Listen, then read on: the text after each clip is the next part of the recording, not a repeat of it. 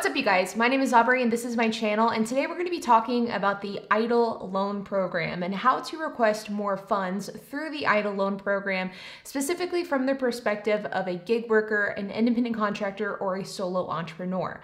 So in this video, I'm going to be breaking down the steps of what context you would be able to be eligible for and request more EIDL funds, and I'm also going to be walking you through the steps on how you could do this yourself. So let's get started. Now, the EIDL loan program is a program that has been around now for about a year. In fact, it's been around much longer than that, but it's at least been in the public spotlight for a year with the CARES Act. Now, with the EIDL loan program, there was two portions of the EIDL. There was the grant, which was a forgivable grant that you did not have to pay back. And then there was a loan, which was a low interest, long-term loan that made it really accessible and easy for business owners, independent contractors, solo entrepreneurs to get funds that they desperately needed because of the pandemic. Now, I did a video yesterday on the EIDL grant program and a new $5,000 grant that you may be eligible for. So if you're interested in learning more about that, then after you're done watching this video, make sure to head on over to that video and check that out. I will include a link to that down in the description below, as well as in the pinned comment section as well. Now, before we dig in, I would like to note that tomorrow I'm going to be doing a PPP video, and I'm going to be going over some new details that were released last week regarding how you could potentially get more funds through the PPP program. This is big news for anybody who is an independent contractor, gig worker, or solo entrepreneur. So if you want to check that video out, make sure to hit the subscribe button and hit that notification bell so that you're notified when that video goes live. But what I want to talk about today is specifically the EIDL loan, and specifically how to request more funds through the EIDL loan as an independent contractor. Now, last month, the SBA announced that they would be increasing the EIDL loan limits from $150,000 maximum to $500,000 maximum. So nearly a 3 times more amount. Now, this was big news, but up until now, it was unclear exactly how you could request more funds so that you could potentially get the difference of $500,000. So basically what this means is that if you are somebody who received EIDL loan over the summer in 2020, let's say that you could have been eligible for $400,000 or $300,000, but because of the $150,000 cap that was implemented on the EIDL loan last year, you only received $150,000, which was less than you were really eligible for per the SBA's formula. Well, now sitting in April of 2021, you can go back and you can now request more funds to make up the difference, and you could get the right amount of money that you were actually owed through the EIDL loan program. Now, the good news about this entire process is that the process is pretty straightforward, and it is pretty similar for every single person that does it, whether they're somebody that owns a business with multiple employees, if you're somebody that is a solo entrepreneur, a gig worker, an independent contractor. Regardless of what your business is or what you do or how your business is structured, the process is very, very similar. Now, again, as I stated at the beginning of the video, I'm going to be talking about this from the perspective of a solo entrepreneur or a gig worker. So somebody that does not have employees, somebody that may or may not have an LLC, somebody that is a Turo host, a gig worker, an independent contractor, a drive share or car sharing person. So I'm basically talking about somebody that may not have an LLC, but is working with a side hustle that makes them money.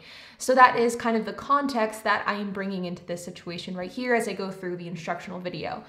Now, the first thing that you're going to need to do is, if you're somebody who wants more EIDL funds through the EIDL loan program, you'll need to log into your SBA portal. Your SBA portal looks like this, and you'll simply log in using your username or your email, and you would also want to give a password. This is the portal that you created whenever you originally got approved or you originally applied for the EIDL loan program. You'll want to log into that portal, and then once you are there, you will see the kind of front end of your portal where it states what the original amount that you were funded and how much that was for. It will give you the amount that you received for the EIDL advance, as well as if you received any targeted advance. It's basically the website that shows you all of the data regarding the EIDL program for both the EIDL loan as well as the EIDL cash advance. Once you are there, you will see a column that says status. This is next to your quote section of the website. And next to status, you'll see two different sections. You'll see funds have been distributed to your account. That will be in a green text box. And then you will see a request more funds option, which should be in blue. Once you click on that, a pop-up window will pop up. And with that pop-up window, it's going to ask you, request more funds. Are you sure you want to request more funds? If the applicant business or any owners of 20% or more of the applicant business are currently involved in a bankruptcy, please type open bankruptcy in the box below.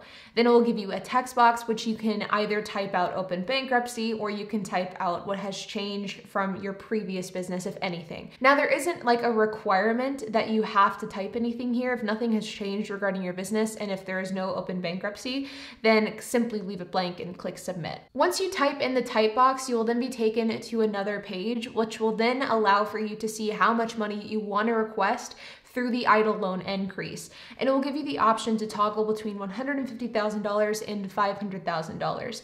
And if you scroll down from there, you'll see a loan breakdown that will give you how much you are receiving, what the terms of that loan are, as well as the monthly payment. So you can see what the different terms are in relation to what you are requesting. Now, it is important to note that just because you request, let's say $250,000, does not mean that you're actually going to receive $250,000. These are just simply a request, and the SBA will take those requests and they will request more additional information based off of what you are requesting through the EIDL loan program. So just because you choose a specific amount does not mean you will receive that specific amount. That is very important to keep in mind. Also keep in mind that loans that are $200,000 and below can be unsecured, whereas loans $201,000 and above do have to be secured loans, meaning that you do have to provide some sort of collateral for those loans. So for example, you may have to use your business as collateral, your house as collateral, whatever the case is, there will need to be some sort of asset that is secured as collateral for loans that are above $201,000. For loans $200,000 and below, you won't necessarily need that. You'll then scroll down, and below the term breakdown, there'll be a button that says accept, and you will want to accept that. Once you click accept, you will then be prompted to sign a handful of documentation. Remember to always read that. This is a loan that you are obligated to pay back. It is debt, and so it is very important for you to understand exactly what you're getting into. And then once you sign that documentation, you will then be brought back to your portal. Now, this is an incredibly important step. Whenever you are back to your portal, you'll see a blue button that says submit for processing, and you'll need to click that. If you do not click that, then the loan will not be submitted and you'll simply just kind of stay in that state of limbo. So you'll have to click on the submit for processing button. Once you click on the submit to be processed, it will then load, and then once it has loaded and it has been submitted successfully, that blue square will turn green and it will say your loan modification is being processed. At this point in time and at this phase of things, you do not need to submit any information regarding tax returns, P&Ls, gross receipts, anything like that. All you have to do is fill out that modification request, and then the SBA will then reach out to you to see what documentation they need. Now, one thing that is very important to remember is the fact that this is a loan, and so I wouldn't request funds just for the sake of requesting them. These are not like the PPP where you could potentially have it be free forgiven money, free forgiven funds. You do have to pay back the EIDL loan. There is no way around that, and so this is bringing on more debt. So before going in and requesting a modification, I would encourage you to sit down and to look at your P&Ls, to look at your balance sheet, to look at your cash flow situation, and to really decide if this is something that you need. If it is something you need, then absolutely I would encourage you to explore this as an option, but it isn't free money, and because of that, you should only do this request if you absolutely need the funds, because you don't want to be in a situation in a year where you're having to pay back a substantially larger amount of money each and every month because of the fact that you increased your loan substantially. The EIDL loan is very helpful for small businesses. It is a vital tool in today's economic climate, but it is something that is debt, and that is a big liability. With that being said, you guys, this process is very easy, very streamlined. Overall, it is something that is pretty straightforward. And so if you're somebody who is wanting to do this, even from the perspective of a gig worker, an independent contractor, or solo entrepreneur, these are the steps that you take in order to complete this.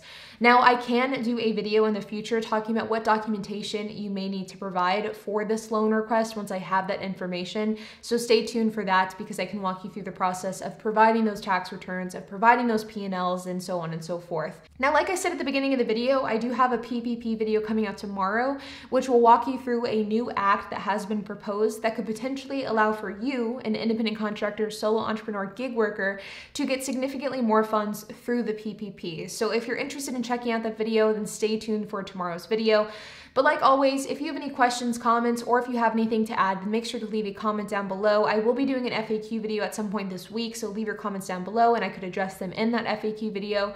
And while you guys are at it, make sure to hit the like button, hit that subscribe button, and hit the notification bell. And I will see you guys in the next video.